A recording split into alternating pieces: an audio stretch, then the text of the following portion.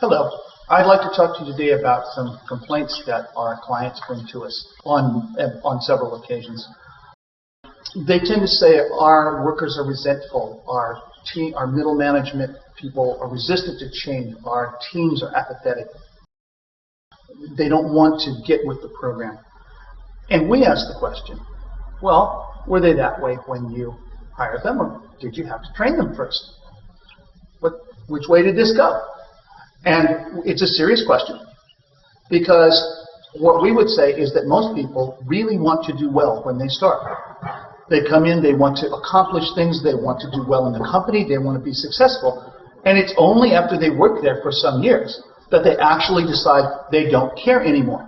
These are not the people, and suddenly we find that they don't like what they're doing, or they deliberately do something different.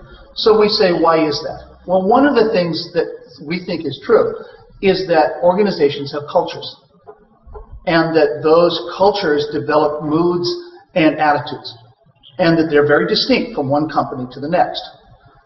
A lot of that revolves around leaders. Leaders are very visible. Leaders are symbols to many people about how the company is. So we say that if you want to do something about this, it starts there. It may not be complete. We may have to do other work other places, but it must start with the leaders. It must be supported by them.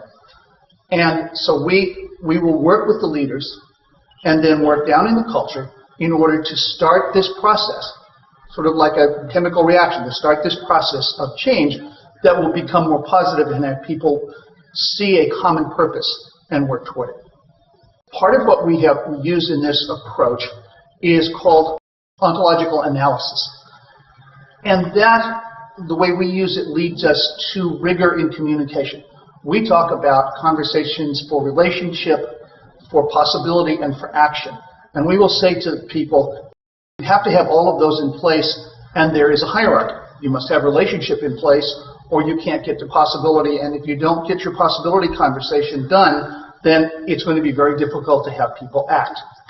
And we can see where a breakdown occurs at any one of those levels.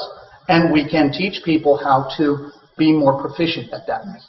We also talk about integral coaching.